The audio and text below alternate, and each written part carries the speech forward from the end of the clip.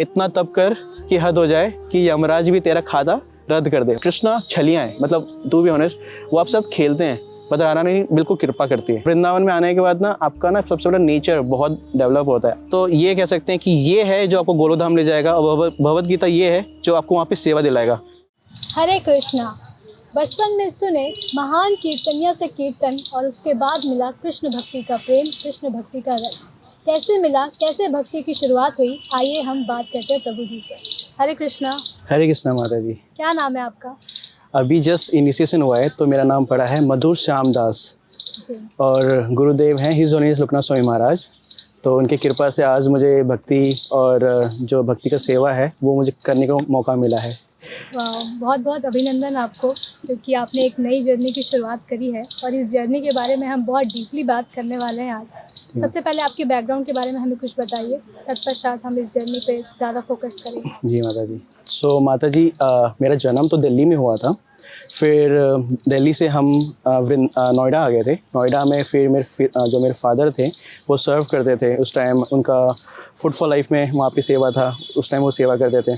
फिर जब हम वृंदावन के बारे में सोच रहे थे कि वृंदावन हम आगे बढ़े और वृंदावन में हम आके रहे, तो उस टाइम राधा रानी ने कुछ ना कुछ सिचुएशन बनाए जिस कारण से हमें वृंदावन में आने का वास मिला। मतलब वृंदावन आए, हम वृंदावन में वास कर रहे हैं और अच्छे से भी भक्तों की सेवा कर पा रहे हैं। तो इस तरह है। असल में एक स्टोरी भी बहुत सारी है जिसको अभी मैं व्याख्यात नहीं कर पाऊँगा, लेकिन एक बताता हूँ। बचपन में ऐसा था कि जब मैं काफ़ी छोटा सा था, लगभग ऐसे 9 साल 10 साल का था, तो उस टाइम मम्मा और पापा लेके आए थे वृंदावन। वृंदावन आने के बाद उस टाइम आइंद्र बाबा वो कीर्तन कर रहे थे। तो बचपन में तो सबको इतना कीर्तन में रुचि नहीं रहता है और उतना कुछ वो नहीं रहता है कि वो कीर्तन में जाए या फिर माला करे। वो तो पूरे टाइम फ़ोन में लगे रहते थे कि गेम खेलने के लिए। तो मैंने कहीं से सुना कि कोई कीर्तन कर रहा है, और वो कीर्तन ना इतना हृदय में लगा, इतना मधुर लगा कि ये क्या हो रहा है, क्या हो रहा है, मतलब क्या, कौन गा रहे इतने प्रेम से। फिर वो रिदम बज रहा था, वो कान में बजे जा रहे थे। घर पे आने के बाद मेरे दिमाग में था, वो दिमाग में चल रहा है कंटिन्यूस, महीनों भर चलता रहा। तो मैंने सोचा कि इसको मैं ढूंढूं। तो उस टाइम मैं फादर से मांग रहा था, पापा को बोला कि पापा आप फ़ोन दीजिए कि मुझे ये ढूंढना है। उनको लगता कि मैं गेम खेलूँगा करके। तो मैंने अपने दोस्तों से पूछा कि आपको पता है ये वाला कीर्तन ऐसा ऐसा है, कोई बाबा करके है। तो मुझे कहीं से पता लगा कि उनका नाम आइंद्र बाबा है। फिर आइंद्र बाबा करते करते कैसे ना कैसे करके मैंने सर्च किया, और यूट्यूब उस टाइम स्टार्ट ही था जर्नी उसकी भी। तो मैंने कैसे ना कैसे करके ढूंढा, फिर जाके मैंने उस कीर्तन को सुना, और सुनते सुनते ना आपके अंदर एक भक्ति बढ़ती है, आपको समझ में आता है आइंद्र बाबा जो कीर्तन करते हैं ना वो भक्ति बढ़ती है। फिर उसी टाइम गुरुदेव से मुझे मुलाकात हुई। मैंने फिर जाके देखा कि गुरुदेव कितना बढ़िया कीर्तन कर रहे हैं। तो धीरे धीरे मैंने सोचा कि मुझे कीर्तन में जाना चाहिए। तो उस टाइम क्या हुआ कि एक टाइम मैं करताल लेके बजा रहा था, और एक प्रभु जी ने मुझे करताल ले लिया कि बोले कि आप अच्छा नहीं बजाते हो। तो मैंने सोचा, मैंने लिया कि नहीं कुछ भी हो जाए, एक टाइम ऐसा आएगा कि प्रभु जी कीर्तन करेंगे और मैं उनके लिए मृदंग बजाऊंगा। तो मैंने मृदंग सीखा, और एक दिन ऐसा आया कि उन्होंने आके मेरे को बोला कि प्रभु जी आप मेरे लिए मृदंग बजाएंगे। तो एक ना अलग ही प्रेम आता है कि हाँ आप सीख रहे हो और आप भक्ति में जा रहे हो। तो करते ऐसे ही काफ़ी सेवा में लगा। फिर मैं 24 में सेवा किया। फिर उस टाइम मैंने ब्रह्मचारी ट्रेनिंग कर रहा था। ब्रह्मचारी ट्रेनिंग में भी मैंने बहुत कुछ सीखा कि आपको कैसे भक्ति के बारे में जानना है, आप कैसे लोगों को प्रीच कर सकते हो। करते बहुत चीज़ें मैंने लाइफ में सीखी कि हाँ कृष्णा आपको कहीं ना कहीं लेके जाते हैं और कहीं ना कहीं आपको सिखाते हैं भक्ति के बारे में। फिर उस दौरान ऐसा आया कि एक बार जब मैं ब्रह्मचारी ट्रेनिंग में था, तो ऐसा आया था कि जब हम जा रहे थे, आरवाड़े में रहते हैं। आरवाड़े में एक जगह है, वहाँ पे नरसिंह भगवान का एक स्थल है। आरवाड़े कहाँ पर पड़ा? ये महाराष्ट्र में पड़ता है, पंढरपुर से 3-4 घंटे के सफ़र में। हिज ऑनेस लोकनाथ स्वामी महाराज का वो बर्थ प्लेस है, गुरुदेव का वो बर्थ प्लेस है। तो वहाँ से मेरे जो काउंसलर थे वो हमें लेके जा रहे थे वहाँ। तो हुआ क्या था कि हम जा रहे थे, तो प्रभु जी थे वो फर्स्ट टाइम बाइक चला रहे थे, वो भी मुझे बैठा कर। तो हम जा रहे हैं और जाते उस टाइम मुझे डर लग रहा था क्योंकि वो फर्स्ट टाइम चला रहे हैं और मुझे काफ़ी डर लग रहा था कहीं मैं गिर ना जाऊँ। तो मैं माला की जगह नरसिंह उग्रम वीरम महाविष्णु कर रहा था, नरसिंह प्रणाम मंत्र कर रहा था और बहुत डर रहा था। और देखिए जहाँ पहुँचना था उस स्थल पे हम पहुँच चुके हैं। पहुँचने के बाद वहीं पे जाके प्रभु जी का पता नहीं क्या हुआ कि हम बाइक जाके ऐसी जगह ले गए जहाँ खेत होता है ना, हाँ। खेत में जो वायरिंग होता है उसमें जाके हम भिड़ गए। तो प्रभु जी अनकॉन्शियस हो गए थे और उस टाइम मेरे को लगा, मतलब मेरे पैर में पूरा छिल चुका है, लेकिन वो चीज़ बड़ा हो सकता था, भगवान ने बचाया। और नरसिंह देव ने बचाया। मुझे फील हो रहा है कि वो अभी तक पेन नहीं होता मेरे को, मतलब वो कुछ भी अंदर तक गया है वो, लेकिन नरसिंह देव ने बहुत बचाया है। फील होता है कि हाँ, कि नरसिंह देव ने आपको बचाया उस पूरे दौरान। तो यही है कि बहुत सारे ऐसे चीज़ें हुए हैं कि जो मैं आपको शेयर नहीं कर सकता हूँ, मतलब वो कुछ गोपनीय रखना चाहिए, क्योंकि क्या कहा जाता है कि अगर आप भगवान की लीला बताते हैं ना तो लीला नहीं होता है, मतलब लीला नहीं कह सकते, मतलब भगवान की कृपा कहते हैं। तो लेकिन ये है कि आपको उसको समझना चाहिए, ऐसा रहा। और फिर जाके जब धाम में हम आए तो धाम में हम कोशिश करके हम सेवा कर सके भक्तों की। बहुत सारे भक्त हैं, बहुत सारे साधु संत हैं जो ब्रजवासी हैं, उनकी सेवा कर सके। मम्मा करती हैं, मतलब मेरे फादर करते हैं, मेरे भाई सेवा करते हैं, 25 को सेवा किए, हम कर रहे हैं बस। बहुत ही ब्यूटीफुल जर्नी है और काफ़ी उतार चढ़ाव भी आया है जो आपने हमें अभी शेयर किया है। हालांकि आप सब शेयर नहीं कर सकते, ऐसा आप बता रहे हैं।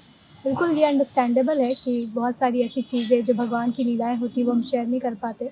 लेकिन इसी के साथ मैं थोड़ा सा पीछे जाना चाहूँगी। आपने बताया कि कीर्तन आपने सर्च किया यूट्यूब पे, कीर्तन सुना आपने, कहीं ना कहीं वो चीज़ें आपको अट्रैक्ट करी। क्या कीर्तन से पहले आपको भगवान श्री कृष्ण के बारे में कुछ नहीं पता था, या फिर आपके माता पिता ने कीर्तन के ज़रिए ही सोचा कि आपको कृष्ण भक्ति के बारे में, कृष्ण कॉन्शियस के बारे में, इस्कॉन के बारे में पता चले? तो ये कैसे स्टार्ट हुआ? सो माता जी, ऐसा स्टार्ट हुआ जब जिस दौरान मेरे फादर, जब मैं काफ़ी छोटा बच्चा था, तो लगभग मैं 3-4 साल का था, तो पापा बताते थे कि उस टाइम वो दिल्ली टेम्पल में वहाँ पे एक प्रभु जी हैं, वो उनको हमेशा इनवाइट करते थे कि आप आओ, खिचड़ी खाने आओ, खिचड़ी खाने आओ, खिचड़ी खाने आओ। पापा जाते नहीं थे कभी, पापा कभी नहीं जाते थे। पापा कहते थे कि मैं आऊँगा प्रभु जी, आऊँगा। फिर पता नहीं कैसे पापा हम सबको लेके गए, और जाने के बाद फिर मम्मा को इतना अच्छा लगा कि उन्होंने बोला कि हमें जाना चाहिए। फिर हम जाते रहे, सेवा करते रहे। और उस दौरान पापा एक होटल के मैनेजर थे, तो उस टाइम वो होटल 15 साल उन्होंने वहाँ पे सर्व किया, उन्होंने वो संभाले। तो जो लैंड, जो वहाँ पे जो उस ऑफिस, क्या कहते हैं उसको, जहाँ पे सर्व करते थे पापा, मतलब जो वर्क करते थे, वो जो उनके जो ऑनर थे ना, वो किसी दौरान चल बसे। तो फिर जिस कारण से पापा ने वो सब कुछ वो बंद हो चुका था। पापा ने फिर प्लान किया कि हमें जाना चाहिए नोएडा की तरफ। तो उस टाइम नोएडा में, वहाँ पे नोएडा टेम्पल में उनको सेवा मिली। तो नोएडा टेम्पल में उन्होंने राधा रानी स्वीट शॉप और जो गोविंदा थी उसमें पापा ने सेवा करना शुरू किया। पापा को वहाँ पे मैनेजर का पोस्ट मिला, पापा करते रहे। फिर जाके हम नोएडा शिफ्ट हुए। नोएडा आने के बाद मैं गुरुदेव से मिला था, हिज ओरिजिनल लोकनाथ स्वामी महाराज। जब उस दौरान वो कीर्तन कर रहे थे तो उस टाइम मेरी इच्छा थी कि मैं मृदंग बजाऊँ। मैं काफ़ी छोटा सा था, तो मैं काफ़ी अट्रैक्ट हुआ गुरुदेव से। फिर जाके पापा ने फर्स्ट टाइम मेरे को लेके गए वृंदावन, और वृंदावन आना जाना करते रहते थे। मतलब हम इस्कॉन में नहीं होने के बावजूद, जब हम काफ़ी छोटे थे, नहीं होने के बावजूद भी वो वृंदावन आते थे। तो उस टाइम वृंदावन फेमस था, इस्कॉन टेम्पल फेमस था, विदेशी मंदिर, विदेशी मंदिर करके। हाँ, तो विदेशी मंदिर में पापा सोचते थे कि विदेशी मंदिर है तो लेके आएंगे। तो उस टाइम फर्स्ट टाइम मैंने इंद्र बाबा का कीर्तन सुना था, और मैं देखा भी नहीं था, बट सुना था। तो उस टाइम नोएडा में थे। नोएडा में मैंने अपने दोस्तों से काफ़ी पूछा, दिल्ली, मतलब नोएडा टेम्पल से पूछा, और दिल्ली टेम्पल में कुछ दोस्तों से पूछा, बट किसी को कुछ नहीं पता। और जिनको जो सीनियर थे उन्होंने मुझे बताया कि उनका नाम इंद्र बाबा था, जो संभालते थे 24 आवर डिपार्टमेंट को, जिन्होंने 24 आवर डिपार्टमेंट को स्टैब्लिश किया है। सो उन्होंने फिर 24 आवर डिपार्टमेंट को संभाले, 24 आवर को। फिर ये सोच के मैंने सोचा कि मैं 24 आवर में जाके सेवा करूँगा। ये डिटर्मिनेशन आया मेरे को, हाँ, कि मैं 24 आवर में जाना है, 24 आवर में जाना है, वृंदावन जाना है, दोबारा वहाँ पे सेवा करना है। फिर मैं बड़ा होता गया। मेरे पेरेंट्स मुझे बोलते थे कि आप पढ़ाई में ध्यान दो, पढ़ाई में आप और भक्ति करो, जितना आप कमाओगे, जितना आप सेवा करोगे, मतलब जितना आप अर्न करोगे उतना सेवा कर पाओगे। तो मैंने दिमाग में रख लिया था कि जब मैं एक लेवल में बड़ा हो जाऊँगा, जब अकेले जाने लगूंगा, तब मैं वृंदावन जाऊँगा, और वृंदावन जाके मैं 24 आवर में सेवा करूँगा। तो मैंने जब आया तब मैंने सुना कि इंद्र बाबा नहीं रहे, वो गोलोक वापिस जा चुके हैं, मतलब उन्होंने छोड़ दिया इस पृथ्वी को। तो उस टाइम इतना दुख लगा, उस टाइम मुझे इतना अवेयर नहीं था, मुझे काफ़ी दुख लगा कि मैं इंद्र बाबा से कभी मिल नहीं पाया। लेकिन आज भी, मतलब वो 24 आवर डिपार्टमेंट चल रहा है और सेवा चलता है, तो आज भी मैं जाता हूँ, कीर्तन में सेवा कर पाता हूँ उनकी कृपा से। और वृंदावन में सबसे बड़ी सेवा है कि 24 आवर जो एक डिपार्टमेंट, जो 24 आवर कीर्तन होता रहता है, उसमें सेवा कर पा रहा हूँ, जो ब्रजवासी की सेवा कर पा रहा हूँ। तो आज मैं इंद्र बाबा के कारण से, उनके कारण से आज मैं वृंदावन में सेवा कर पा रहा हूँ, और आज मैं भक्ति में हूँ। और आज मेरे भाई जो हैं, छोटे भाई हैं, वो भी आज भक्ति में अच्छी से सेवा कर पा रहे हैं। मैं तो उनको हमेशा बोलता था कि आप 16 माला कीजिए, एटलीस्ट माला कीजिए। वो तो माला ही नहीं करते थे, वो बोलते थे मैं क्यों करूँ, काफ़ी छोटे से थे, अब छोटे छोटे नटखट होते हैं, बट एक टाइम के बाद सिंसेरिटी आ जाती है हर इंसान के अंदर। इंद्र बाबा मतलब काफ़ी अच्छे हैं और गुरुदेव की कृपा से। और सबसे मेन इम्पोर्टेंट उस टाइम क्या हुआ था कि जब पापा ने एक सीडी लेके आए थे, उसमें प्रभुपाद जी के बारे में चल रहा था, तो मैंने देखा कहीं तो मैंने देखा है ये जो बाबा जैसे मूर्ति जैसे रहते हैं। तो उस टाइम मुझे पता लगा कि इस्कॉन से, जब काफ़ी मैं छोटा सा था। तो आज ये भी कह सकता हूँ फर्स्ट इंटरेक्शन हुआ इस्कॉन के साथ, हाँ। पहली बार आपने जाना कि इस्कॉन क्या है। हाँ, तो आप देख सकते हैं कि हर इस्कॉन में आपको एक प्रभुपाद जी की एक विग्रह मिलेगी, मतलब विग्रह रहते हैं और वो हमेशा वो लेफ्ट साइड रहते हैं जब भी आप टेंपल में एंटर करते हैं। तो उस टाइम मैं काफ़ी छोटा सा था, तो मैं गया भागते भागते और मुझे लगा कि कोई बाबा जी हैं, वो बाबा जी मुझे माथे पे रखेंगे तो मैं तो भक्त बन जाऊँगा। मम्मा कह रही थी जाओ बाबा जी के पास जाओ। मम्मा और पापा को दोनों लगा कि कोई वो बैठे हुए हैं और अभी तक बैठे हैं कि आँख मतलब वो पलक नहीं झपका रहे। तो मैं गया भागते भागते, उनके पास जाने के बाद मैंने ऐसे लोग दंडवत लगा रहे थे तो कि दंडवत लगाओ, मैं दंडवत लगा दिया। लगाने के बाद उनके पास मैं फिर ऊपर चढ़ गया। ऊपर चढ़ने के बाद मैं उनको ऐसे छू रहा होता हूँ, तो फिर मैं देखता हूँ कि वो कुछ बोल ही नहीं रहे। तो इतने में सब ने बोला कि हट जाओ, बच्चा समझ के हट जाओ। तो पापा बताते थे कि ऐसा ऐसा मैंने किया था। तो एक बात है कि प्रभुपाद जी उन्होंने काफ़ी इवॉल्व आए हैं भक्ति में, और उनकी कृपा से आज हम भक्ति में हैं, आज धाम में हैं। तो ये कह सकते हैं आप। Before a single drop, there is a heartbeat. At Haribol, that heartbeat is never traded for milk. Every cow and bull lives protected lifelong. This is ahimsa. This is kindness. This is devotion. Switch to Haribol Ahimsa A2 Milk. इसके साथ ही आपने जो 2-3 बार बताया हमें कि 24 our सेवा आपने करी, क्या है ये 24 आवर सेवा? अरे माता जी, ये 24 आवर सेवा ऐसा है, वृंदावन में इस्कॉन टेम्पल में जो इंद्र बाबा ने जो स्टैब्लिश किया है वो 24 आवर, उसमें ऐसा रहता है कि 24 घंटे कीर्तन होता है। 24 घंटे मतलब हरे कृष्णा कृष्ण कृष्ण हरे हरे, हरे राम राम राम हरे हरे। जो ये महामंत्र है, यह महामंत्र कंटिन्यूस चलता है, कोई ब्रेक नहीं, उसमें कोई भी ब्रेक नहीं होता, वो कंटिन्यूस हरे कृष्णा महामंत्र चलता रहता है। तो ऐसा है कि इसमें जो सेवा करने वाले होते हैं, एक मृदंग बजा रहे होते हैं, एक करताल बजा रहे होते हैं, एक हारमोनियम पे गा रहे होते हैं, और 3-4 लोग और होते हैं जो कोरस गा रहे होते हैं, मतलब जो भक्त होते हैं। तो हर एक का शिफ्ट होता है 3 घंटे का।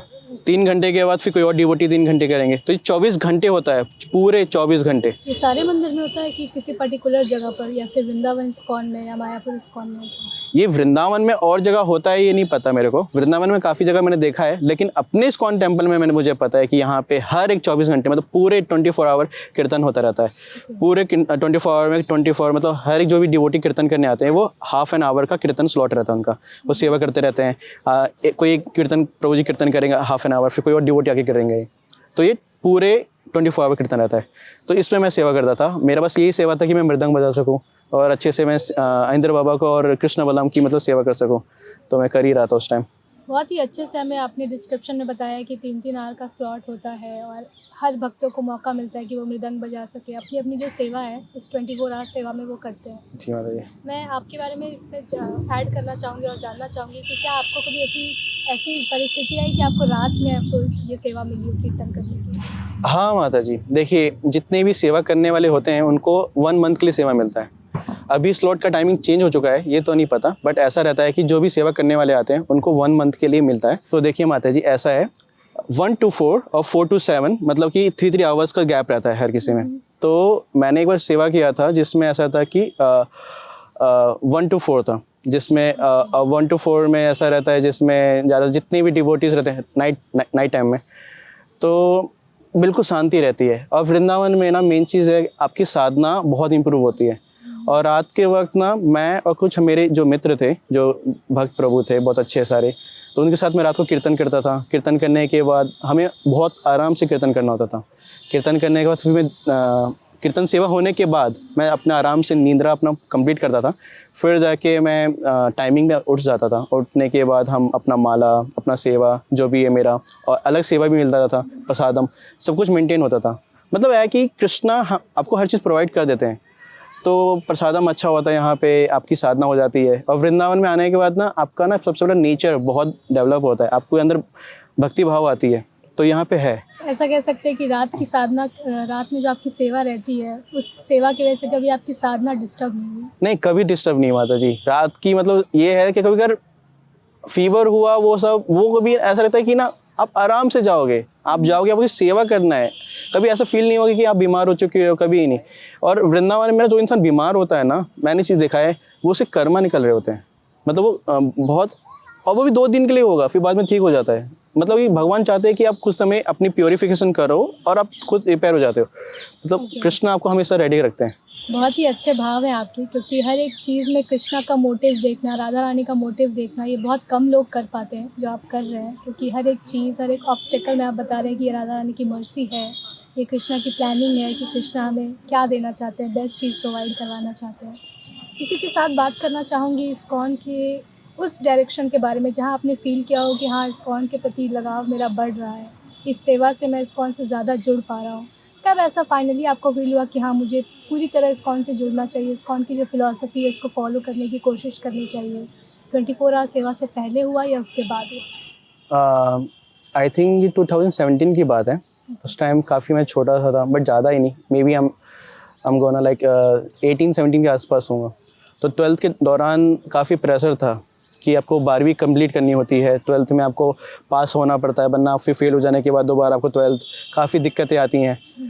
तो फिर मैं उस टाइम सोच रहा था कि हमें पढ़ाई करनी क्यों है, बट हाँ, हमें करनी पड़ती है कि हमें एक लेवल पे आना होता है कि हम स्टडी करने के बाद आप एक अच्छे एजुकेशन मतलब करने के बाद आपको एक अच्छा सैलरी मिलती है और उससे आप टेम्पल में सेवा कर सकते हैं। बट मैंने सोचा कि अगर मुझे करना ही है, मुझे पढ़ना ही है, तो मैं भागवतम में क्यों नहीं पढ़ूँ और मैं भागवतम के बारे में क्यों नहीं जानूँ। तो उस टाइम मेरे जो काउंसलर थे वो कहे कि आप अगर आपको आश्रम ज्वाइन करना तो आप आश्रम ज्वाइन कीजिए। तब मैंने ब्रह्मचर्य आश्रम में ज्वाइन किया। तो उस टाइम मैंने 2 साल रहा। 2 साल मैंने ब्रह्मचारी पीडीसी कहते हैं हम, येलो यूनिफॉर्म में रहते हैं, 2 साल की ट्रेनिंग रहती है। तो मैंने अपनी 12th कंप्लीट करने के बाद मैंने उसमें गया। तो उस टाइम मैंने अपनी पीले वस्त्र को धारण किया। उस टाइम मैंने भागवतम समझ रहा था। उस टाइम हमारे काउंसलर हमको भक्ति के बारे में बता रहे थे और मैंने प्रॉपर इस्कॉन को अपना जीवन दिया। फिर जाके जब मैंने 2 साल कंप्लीट करने के बाद मुझे समझ में आया कि मुझे 24 आवर में सेवा करना चाहिए और मेरी बचपन से इच्छा थी, मुझे याद है कि मुझे सेवा करना है, सेवा करना, सेवा करना है। तो जैसे ही मैंने पीला वस्त्र जब मेरे कंप्लीट हो जाने के बाद हमें वाइट वस्त्र मिलता है, येलो मतलब वाइट हमें मिलता है। हमें कहा जाता है कि हम ब्रह्मचारी के एक लेवल ऊपर आ चुके हैं। फिर वाइट के बाद हमें सैफरन मिलता है, बट आप वाइट पे रह सकते हैं। तो उस टाइम फिर मैं 24 आवर में 24 आवर में मैंने आके ज्वाइन किया और 24 आवर में मैंने सेवा करना शुरू किया। तब मैंने सोच लिया कि मैं अच्छे से इस्कॉन में सेवा कर सकूं और इंदिरा बाबा के कारण से आज मैं अच्छे से इस्कॉन और वृंदावन में हूँ, जो अच्छे से सेवा कर पा रहा हूँ। क्या कभी ऐसा डिस्ट्रैक्शन आया लाइफ में जहाँ आपको लगा हो कि इस्कॉन से जुड़ने के बाद भी इस तरह की परेशानियाँ आ रही है मेरे जीवन में, तो मैं क्यों इस्कॉन से जुड़ूँ? क्या कभी ऐसा लगा कि इस्कॉन को शायद थोड़ा सा साइड करके देखता हूँ कि आखिर इस लाइफ में ऐसी क्या प्रॉब्लम है जिसको मैं डील नहीं कर सकता? क्या इस तरह की कभी सिचुएशन आई? ये तो बहुत आई माता जी, आपको मैं बताता हूँ। यही लॉकडाउन की स्टोरी है।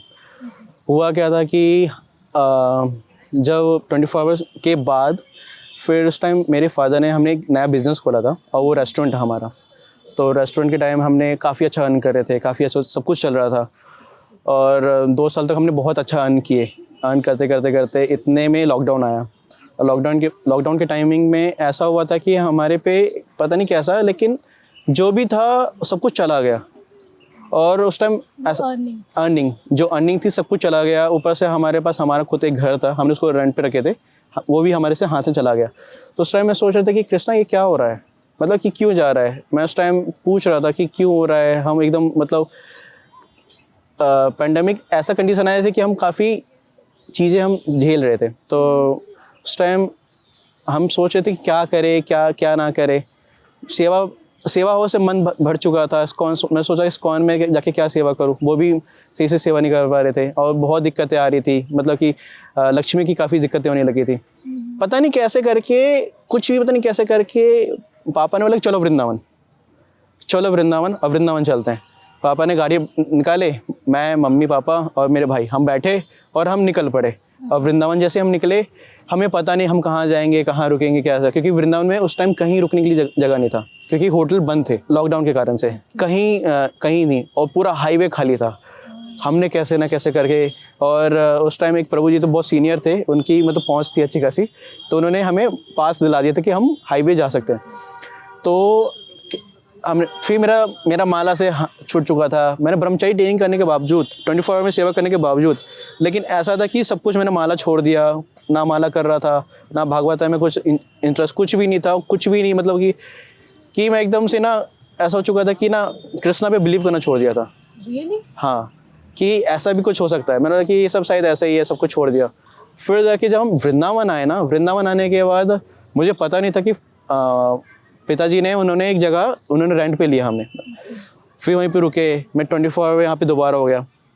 मैं जैसी टेम्पल में एंटर किया ना, वो दोबारा मतलब जैसे कहते हैं रोमांचकंपा, मतलब कि गूज़बम्प आना शुरू हो गए, और वो गूज़बम्प आना शुरू हुए। फिर दोबारा मैं भक्ति में, मुझे लगा कि हाँ मैं याद है मेरा फ्लैशबैक कि मैं ये सब करता था, ये सब करता था, ये सब। तो मैंने दोबारा माला लिया, मैं माला करना शुरू किया, और आज अपने पापा के कारण से मैं कह सकता हूँ कि आज वृंदावन में हूँ, और उनके कारण से मैं आज भक्ति में भी हूँ। मतलब कि वो है जिन्होंने हमें भक्ति में लाए, वो हैं जिन्होंने हमें मतलब कि गुरुदेव से और आइंद्र बाबा से मिलाए। कभी ऐसा रिग्रेट हुआ कि क्यों मैंने कृष्णा पे बिलीव करना छोड़ दिया? जैसे आपने बताया कि ऐसा लग रहा था कि क्यों मैं करूँ, क्यों कृष्णा मेरे साथ ऐसा कर रहे हैं, तो क्या वो रिग्रेशन वाला पार्ट भी आया लाइफ में? कहते हैं कि आपको कृष्णा जब पुश करते हैं ना, तो एक बार नीचे झुकाते हैं। जैसे कहते हैं ना कि मेढक आगे बढ़ने के लिए वो पीछे टांग करता है तो एकदम से उछलता है, खरगोश भी ऐसे ही करता है, पीछे टांग करता है एकदम से उछलता है।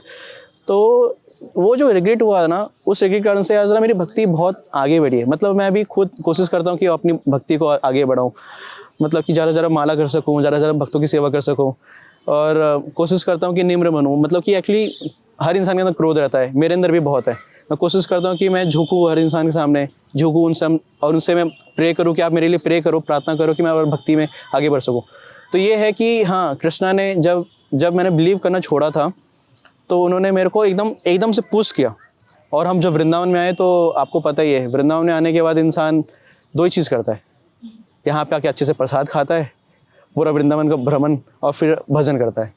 और क्या करता है? यही कर सकता है। वृंदावन में ज़्यादा से ज़्यादा इंसान प्रसाद, ज़्यादा से ज़्यादा प्रसाद, हर एक चीज़ का आइटम ले सकता है जो भी कहीं नहीं मिलता, और यहाँ पे ज़्यादा भजन करता है। वृंदावन के प्रति जो लगाव आया आपके मन में, जो प्रेम जागृत हुआ, कहते हैं वो फर्स्ट टाइम में तो नहीं होता, जब दूसरी बार हम जाते हैं तो वो सडनली हिट करता है कि पिछली बार मुझे ऐसा क्यों नहीं लग रहा था, अब मुझे ऐसा क्यों लग रहा है कि वृंदावन ये मेरा ही घर है।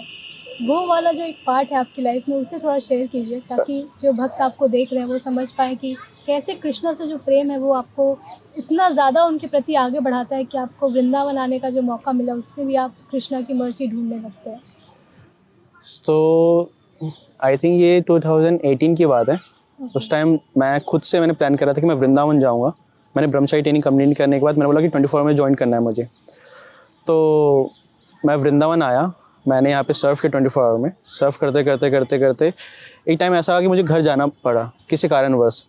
तो मैं जब वापस जा रहा था ना, आप कह सकते हैं जैसे कि एक ब्रेकअप होता है ना, मैं उससे कंपेयर नहीं कर सकता। ब्रेकअप इज़ लाइक वो मटेरियल, मतलब जो हम कह सकते हैं कि वो बाहर की चीज़ है, बट विरह भाव ना, कि मैं बस में उस टाइम ना ट्रेन कुछ नहीं चलती, बस जाती थी, तो मैं उस टाइम रो रहा था कि मैं क्यों छोड़ रहा हूँ। मैं विरह, मतलब कि कुछ चीज़ जो पर्सनल है ना, वो चीज़ चला गया है। मैं ऐसा समझो कि मैं किसी की अंदर में था, वो चीज़ मैं उससे दूर जा चुका हूँ, मैं काफ़ी विरह में था, और काफ़ी विरह में, और उसी विरह के कारण से बाद में लॉकडाउन भी आया था, तो जिस कारण से मैं भक्ति से भी मैं सब कुछ दूर हो चुका था। तो वो विरह में रहा। और जब मैं फर्स्ट टाइम वृंदावन आया अपने फैमिली के साथ, तो माता जी मैं कैसे बताऊँ, मैं शब्द में नहीं बता सकता कि आज मैं व्रज में हूँ राधा रानी की कृपा से, कि मैं यहाँ पे सेवा कर पा रहा हूँ। मैं कभी इच्छा नहीं होती मैं कभी बाहर जाऊँ, कभी इच्छा नहीं होती मैं ब्रज से बाहर जाऊँ, क्योंकि पता है क्या होता है, जब भी मैं कहीं कीर्तन के लिए बाहर जाता हूँ, कोई डिवोटीज लोग बुलाते हैं कि कीर्तन के लिए गुरुदेव आए बाहर, जब भी जाता हूँ तो ऐसा फील होता है कि मैं किसी मतलब प्रोटेक्ट में नहीं हूँ, मैं एक कवर से बाहर जा चुका हूँ, किसी शेल्टर में नहीं हूँ। हाँ, मैं उस शेल्टर में नहीं हूँ कि ऐसा लगता है कभी भी मेरी मृत्यु हो सकती है और मैं दोबारा इस जन्म मृत्यु में मैं चक्कर में फंस जाऊँगा, तो ऐसा फील होता है। वृंदावन में अगर एक बार आपने शरीर छोड़ा ना, तो आप समझिए कि आप यहीं पे ब्रज में आपको दोबारा आपको एक किसी एनिमल का मिल सकता है बॉडी। मतलब ये भागवत में ऐसा कहा है कि एनिमल का किसी जानवर का मिल सकता है, या फिर किसी एक भक्त का मिल सकता है, बट एटलीस्ट जन्म मतलब वृंदावन में होगा आपका। वृंदावन में जन्म लेने की जो इच्छा है वो ज़रूर पूरी हो, ऐसी प्रार्थना करूँगी। बहुत कम एज में आपने ये डिसीज़न ले लिया कि आपको ब्रह्मचर्य का जो प्रोसेस है उसमें जाना है, वो पालन करना है। कैसे आपने ये डिसाइड कर लिया कि आप ब्रह्मचर्य का पालन करना चाहेंगे? मतलब वो 12th के बाद कंप्लीटली कैसे वो शिफ्ट हुआ वो ब्रह्मचर्य की तरफ? तो स्कूल टाइमिंग में मैं बात बताता हूँ। स्कूल टाइमिंग में हर इंसान का एक पास्ट होता है, उनकी मतलब एक पार्टनर होती है। हम कहते हैं कि हम बचपन क्रस क्रस क्रस। तो एक टाइम ऐसा था कि मुझे एक मेरे स्कूल टाइम में कोई माता जी जिनको मैं पसंद करता था, टू बी ऑनेस्ट। तो उस टाइम क्या हुआ कि ये हर किसी का बचपन होता है कि 12वीं में 11वीं में कि किसी को कोई पसंद आया। फिर मैंने सोचा कि ना ये सब बेकार है इन सब चीज़ में पढ़ना, क्योंकि पता लगता है कि और वो क्रिश्चियन थे। ओके। तो उस टाइम मैं कि वो मीट मछली खाती थी, उन्होंने सीधा मना कर दिया कि हम नहीं आ सकते। मैं इस्कॉन को फॉलो करता था और इवन हम प्याज लहसुन भी नहीं खाते। तो फिर मैं उस टाइम वीरे में आ गया कि अरे कब से छोड़ा आपने ओनियन गार्लिक? वो बचपन से अच्छा, मतलब जन्म से ही? हाँ जन्म से ही नहीं खाया आपने? नहीं मतलब बचपन में खाया था। तो जब हम इस्कॉन में आ चुके थे लगभग जब मैं 7-8 साल का था या फिर और छोटा सा था, ऐसा हम कह सकते हैं। तो उस टाइम मेरे काउंसलर थे, वो मुझे प्रीचिंग कर रहे थे। प्रीचिंग करते करते करते उन्होंने बताया, तो मेरे मन में आया कि ब्रह्मचर्य लाइफ कितना बढ़िया है। आप पूरे टाइम भगवान को सेवा कर सकते हो और उस टाइम पीले वस्त्र मिलता है आपको। तो मैं पहला बच्चा था, मतलब और भी बच्चे होते हैं लेकिन उस टाइम जो मेरे टेंपल का डिपार्टमेंट? हाँ हम कह सकते हैं आरवड़े में जहाँ पे मैं सेवा करने गया था, तो वहाँ पे मैं छोटा बच्चा था। मैं ही छोटा सा था, सारे जितने भी सारे सीनियर थे, तो वो मुझे क्यूट बच्चा करके बुलाते रहते थे। तो उस टाइम मुझे ये लगा कि हाँ ब्रह्मचारी आश्रम ऐसा जो है जहाँ आपको रहना चाहिए। और शास्त्र में भी लिखा है कि 25 की उम्र तक आपको ब्रह्मचर्य का पालन करना चाहिए। उसके बाद आपको पूछा जाता है कि आपको गृहस्थ लाइफ में रहना है या ब्रह्मचर्य लाइफ में जाना है। ऑप्शंस मिलते हैं। ऑप्शन मिलते हैं कि, और सच बताऊं ब्रह्मचर्य लाइफ बहुत अच्छा है। आप अच्छे से मतलब भगवान को सेवा कर सकते हैं, आप अच्छे से मतलब कि आप अपनी साधना कर सकते हैं और आप गोलोक धाम वापिस जा सकते हैं, क्योंकि आप सेवा कर रहे हैं, आपकी माइंड सेट रहता है। गृहस्थ लाइफ में आपको कमाना है, भगवान की भी सेवा करनी है और भी चीज़ें जो आप पे लोड पड़ता है रिस्पॉन्सिबिलिटीज बढ़ जाती बहुत ज़्यादा होती है। तो ये है कि बट हाँ अभी रिस्पॉन्सिबिलिटीज़ हैं और ब्रह्मचारी मतलब मैं धाम में हूँ और मेरे माता पिता अच्छे से ब्रज में सेवा कर रहे हैं, तो मैं खुश हूँ कि हाँ मैं धाम में हूँ। लेकिन अभी आपने पीले वस्त्र नहीं पहने हैं। क्या आपने ब्रह्मचर्य लाइफ छोड़ दिया? कैसे कैरी फॉरवर्ड किया आपने? अभी तो- आप रिसेंटली क्या कर रहे हो? तो माता जी उस टाइम 2 साल का ट्रेनिंग रहता है, हर एक जगह पे कहीं 3 साल का रहता है, कहीं 2 साल का रहता है। तो जहाँ पे आरवाड़े में वहाँ पे तो कुछ लाइटिंग मतलब लाइट नहीं रहता ज़्यादा, वहाँ पे नॉर्मली लाइट है। अच्छा अभी बहुत अच्छा हो चुका है। ओके। तो लाइट है, वहाँ पे नेटवर्क की प्रॉब्लम रहती थी, तो हम फ़ोन भी मतलब यूज़ नहीं करते थे। वहाँ पे फार्मिंग था, तो हम गायों की सेवा करते थे, हम खेती करते थे और बैकअप सेवा बहुत ज़्यादा रहती थी। सेवा करते करते करते बहुत अच्छी लाइफ थी। वहाँ पे मेन चीज़ है महाराष्ट्र में जो प्रसादम होता है बहुत बढ़िया रहता है। सब कुछ कर रहा था, करते करते 2 साल हो जाने के बाद मुझे पूछा गया था। अच्छा। तो उस टाइम मैंने बोला कि मुझे 24 में सेवा करना है और मैंने माइंड सेट कर रहा था कि मुझे 24 में सेवा करना है। तो मैं उस टाइम फिर 24 में सेवा करना शुरू कर दिया। फिर सेवा करते करते करते करते फिर मेरे मन में आया कि मम्मा पूछ रहे थे कि गृहस्थ लाइफ में रहना है या ब्रह्मचारी लाइफ में रहना है। और उस टाइम कुछ सिचुएशन आ चुके थे घर पे, कुछ दिक्कतें आ रही थी कि काफ़ी चीज़ें में दिक्कत आ रही थी, तो जिस कारण से मुझे जाना पड़ा। तो मैंने फिर ब्रेक लिया, 24 आवर लाइफ से भी ब्रेक लिया। भक्ति से रिलेटेड जितनी आपकी साधना थी सभी साधनाओं से आपने थोड़े टाइम के लिए ब्रेक लिया था। ओके। और उस टाइम फिर जाके मेरे प्रेशर आ चुका था। उन्होंने फिर शादी का, हमारे यहाँ शादी थोड़ा जल्दी करा जाता है, तो हमें शादी के लिए मुझे प्रेशर किया जाता था कि आप शादी करो शादी करो शादी करो।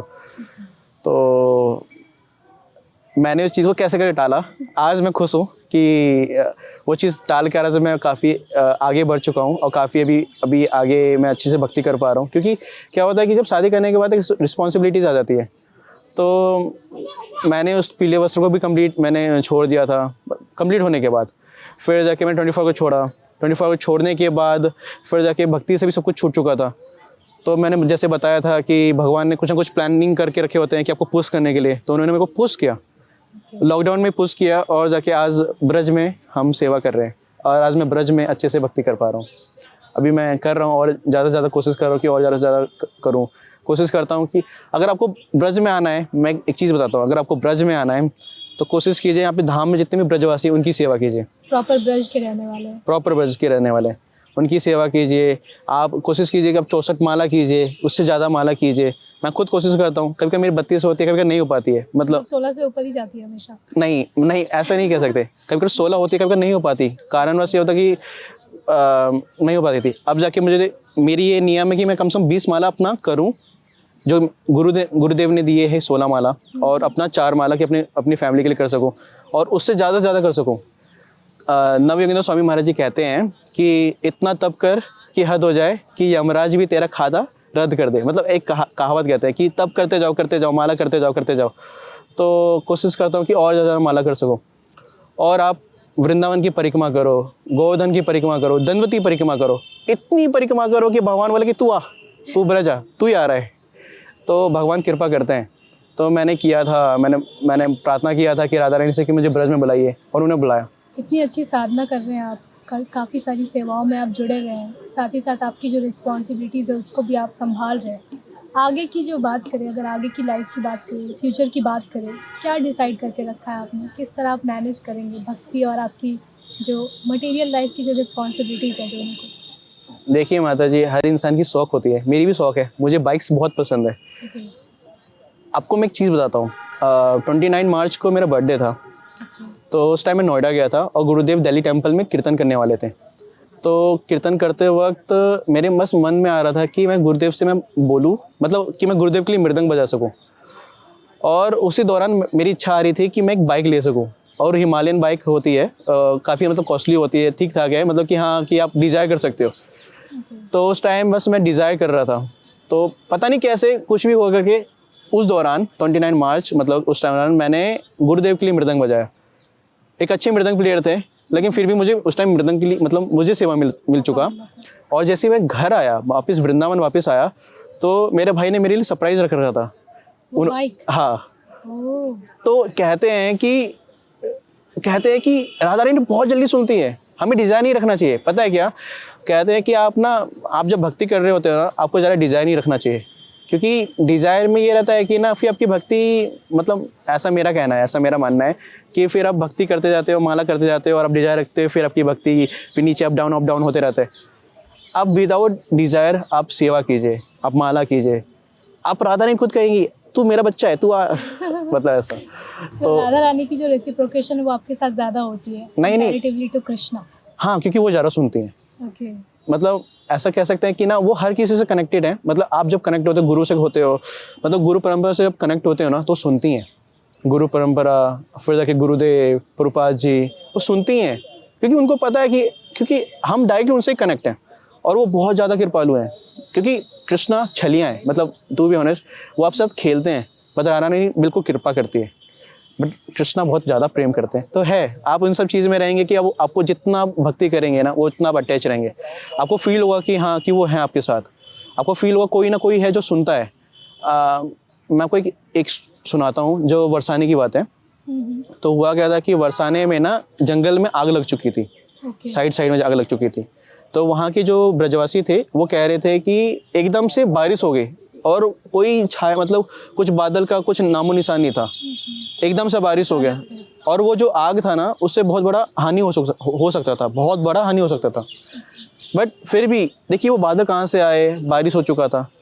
और आप भी कभी ब्रज में रहेंगे ना, तो आपको फील होगा कि ना कुछ चीज़ इच्छाएं हैं ना, वो आप इच्छा नहीं कर रही हो, बस मन में आ रहा है और पूर्ति हो जा रहा है। बहुत सारी चीज़ें हैं जिसे हम चिंतामणि धाम कहते हैं। हाँ, डिज़ायर ट्री कहते हैं। मतलब कि ये है कि यहाँ पे आप जो भी इच्छा कर रहे हैं वो इच्छा पूर्ति हो जाती है, लेकिन हमें नहीं करना चाहिए। बेसिकली हमें इच्छा ही नहीं करनी चाहिए, बट करनी भी चाहिए बट नहीं करनी चाहिए। इस कंफ्यूजन में नहीं रहना चाहिए। बट ये है कि हाँ, हमें इच्छाएं वो नहीं रखनी चाहिए, जैसे कि हमें बाइक लेना है, मेरे को आईफोन लेना है, मैं जाके यहाँ घूमूँ, हमें ये नहीं रखनी चाहिए। हमें ये इच्छा रखनी चाहिए कि हमारी 16 माला जो है वो अच्छे से करें, हम ज़्यादा से ज़्यादा हरि नाम कर सके, हम साधु सेवा कर सके, हम मतलब कि जो भी गुरु सेवा है, जो मतलब टेंपल में सेवा है, वो अच्छे से सेवा कर सके। हम मतलब हम कैसे अच्छे से सेवा कर सके जिसका कारण से हमारी भक्ति बढ़े। हमें भागवतम की नॉलेज होना चाहिए। तो ये सब चीज़ है, मैं कोशिश करता हूँ कि मैं भागवतम की नॉलेज लूँ, भक्ति शास्त्री करूँ। अभी प्लान कर रहा हूँ कि अच्छे से कर पाऊँ। कितने घंटे आपने अपना समय दिया है इन सब चीज़ों में, जहाँ पर आप स्पिरिचुअल बुक्स पढ़ते हैं, शास्त्र का अध्ययन करते हैं? अभी तो टू बी ऑनेस्ट अभी मैं नहीं कर पा रहा हूँ, क्योंकि कार्तिक में बहुत सारी सेवाएं थी। तो अभी कृष्णा बुक ज़्यादा 45 मिनट मैं पढ़ता हूँ, क्योंकि मेरे को साधना चार्ट देना पड़ता है मेरे गुरुदेव को, मतलब मेरे काउंसलर को, तो वो गुरुदेव के पास जाता है, ऐसा कहते हैं। तो 45 मिनट कृष्णा बुक पढ़ता हूँ, या फिर कभी कभार आपको मैं एक बात बताता हूँ, भगवद गीता जानते हैं, उसमें 700 श्लोक हैं, और अगर आपने अपना सिर्फ 7 मिनट दिए तो आप एक श्लोक अब कंप्लीट कर सकते हैं। और अब आप 14 मिनट्स देंगे ना, 14 मिनट्स में आप अपना पूरा 14 मिनट्स में ऐसा रहेगा कि आपने 2 श्लोक कंप्लीट करेंगे, और ऐसे आप डेली करेंगे ना, तो आपका एक साल में पूरा भागवतम कंप्लीट हो जाएगा। तो मैंने एक बार ऐसे ट्राई किया था, मैंने भगवद गीता कंप्लीट किया, भगवद गीता के मैंने पूरे श्लोक जो मेन होते हैं मैं पढ़ता रहता था। तो अभी मैं दोबारा कोशिश कर रहा हूँ कि दोबारा वो कंटेस्ट हो, दोबारा कभी रहे कि हाँ हम श्लोक में बात कर सकूँ। कितना, एक मेरे मित्र हैं राधे श्याम प्रभु जी हैं, वो भी कर रहे हैं, तो वो बहुत अच्छे मतलब भैया हैं, वो बहुत अच्छा श्लोक कभी बोलते हैं। तो कोशिश करता हूँ कि मैं उसको और अच्छे से पढ़ूँ। संस्कृत बहुत अच्छा है, आप कभी करेंगे तो बहुत आपको मधुरता लगेगा। बहुत ही अच्छे से आपने हमें अपनी जर्नी के बारे में बताया है, जिससे हम बहुत कुछ सीख पा रहे हैं। जिस तरह आपने राधा रानी का प्रेम प्राप्त किया, उनकी रेसिप्रोकेशन होती है आपके साथ। हालांकि सारी लीलाओं को तो हम नहीं बता सकते इतने कम स्पैम ऑफ टाइम में, लेकिन जितना भी आपने बताया उससे हम जान पा रहे हैं कि भक्ति में आगे बढ़ना, भक्ति के लिए डिज़ायर होना काफ़ी ज़्यादा इम्पॉर्टेंट है। बहुत सारे यूथ आपको देख रहे हैं, इस वक्त सुन रहे हैं, उनको आप क्या कहना चाहेंगे अपने तरफ से? कैसे वो भक्ति में आगे बढ़े, कैसे वो राधा रानी का प्रेम प्राप्त कर सकते हैं? तो फर्स्ट मैं यही कहूँगा कि मैं खुद कोशिश करता हूँ कि मंगल आरती अटेंड करूँ, बट मेरी जॉब के कारण से मैं अटेंड नहीं कर पाता हूँ। बट अगर जब आप खुद मंगल आरती आएंगे ना, उस मंगल आरती के टाइम में आप अपना 16 माला जब कंप्लीट करेंगे, तो वो ना आपके लिए स्पिरिचुअली स्ट्रांग बनेगा। आपको पता नहीं लगेगा कि ना आप कैसे कैसे सिचुएशन में आप घिरने वाले हो। राधा रानी सब पकड़ लेती हैं, कृष्णा पकड़ लेते हैं आपको। तो मैं ये चाहूँगा कि आप मंगल आरती अटेंड कीजिए, 16 माला कंप्लीट कीजिए, कोशिश कीजिए साधु सेवा कीजिए, और कोशिश कीजिए कि ना आप कभी किसी की निंदा ना कीजिए। मतलब इधर उधर कभी कभी मैं भी करता था, बहुत पहले मेरी थी, तो मुझे मेरी काउंसलर ने मुझे बताया कि ऐसा नहीं करना चाहिए। तो मैं कोशिश करता हूँ कि मैं ऐसा ना करूँ। तो निंदा ना कीजिए, मतलब कोशिश कीजिए कि आप अपनी सेवा पे फोकस कीजिए। और बहुत सारी चीज़ें हैं ना कि अगर आप किसी सिचुएशन में आप घिरे हुए हैं ना, आप भगवद गीता पढ़िए, मतलब भगवद गीता रीड कीजिए। भगवद गीता आप रीड करेंगे तो आपको समझ में आएगा कि जो सिचुएशन है ना, बेसिकली भगवद गीता आपका मैनुअल बुक है। और जो आपका जप माला है ना, ये आपका मतलब कि आपको भक्ति में बढ़ाएगा। तो कह सकते हैं कि कोई कहते हैं कि गोलोकधाम में आपकी क्या सेवा रहेगी, आपको क्या करना है, तो ये कह सकते हैं कि ये है जो आपको गोलोकधाम ले जाएगा। और भगवद गीता ये है जो आपको वहाँ पे सेवा दिलाएगा, जो आपको बताएगा कि आपको क्या करना है। मतलब आपको पता ही नहीं है आपको मतलब कि गोलोकधाम जाकर आपको क्या करना है, आपको पता है क्या? क्योंकि वहाँ कहा जाता है कि वहाँ पे लक्ष्मियाँ लड़ती हैं झाड़ू सेवा करने के लिए। तो यही है कि आपको भगवद गीता पढ़ना चाहिए, भागवतम पढ़ना चाहिए, आपको पता लगेगा कि आपको क्या सेवा करना है। और ये है ना, इसके कारण से आप गोलोकधाम जा सकते हैं। कोशिश कीजिए कि 16 मतलब 16 माला कुछ नहीं है, आपको 2 घंटे में 16 माला हो जाएगा। आप कोशिश कीजिए 64 माला, आप कोशिश कीजिए कि ज़्यादा से ज़्यादा हरि नाम कीजिए, कोशिश कीजिए कि आप साधु सेवा कीजिए। तो ये सब चीज़ें जो आपको बहुत आगे बढ़ाएगा, आपको भक्ति में आगे बढ़ाएगा। बहुत सारे ऐसे लोग जो सोचते हैं कि भक्ति में जो साधना होती है वो काफ़ी ज़्यादा मुश्किल है। जैसे आपने बहुत ईज़िली बता दिया कि कैसे हम चैंटिंग से और साधना से, अपनी सेवाओं से हम भक्ति की जो उच्च लता है उसको हम प्राप्त कर सकते हैं। थैंक यू सो मच हमारे साथ इतनी सारी बातें शेयर करने के लिए। आपके लाइफ के एक्सपीरियंसेस से हम भी बहुत कुछ सीखते हैं आगे बढ़कर। थैंक यू माता जी। हरे कृष्णा। धन्यवाद प्रणाम माता जी। धन्यवाद प्रणाम। जिस तरह इन्होंने हमें बताया है कि कैसे हम भक्ति में आगे बढ़ सकते हैं, क्या मूल्य तथ्य है हमारे जीवन का जिससे हम प्राप्त कर सकते हैं, जिसे प्राप्त करने के बाद हम भगवान की प्राप्ति कर सकते हैं। और बहुत ही ईजिली वे में इन्होंने अपने लाइफ के एक्सपीरियंसेस से हमें समझाया है कि भक्ति क्या है और क्यों करनी चाहिए। इसी के साथ मिलेंगे एक नई कड़ी में, यहाँ पे लेते हैं विराम। Thank you so much. Hare Krishna. Before a single drop, there is a heartbeat. At Haribol, that heartbeat is never traded for milk. Every cow and bull is protected lifelong. This is ahimsa. This is kindness. This is devotion. Switch to Haribol Ahimsa A2 milk. ऐसे ही और भक्तिमय कार्यक्रमों के लिए देखिए हरे Krishna television, और इसे प्राप्त करने के लिए आप अपने केबल अथवा DTH ऑपरेटर से संपर्क करें तथा और अधिक जानकारी के लिए आज ही डायल करें 7666 839 839।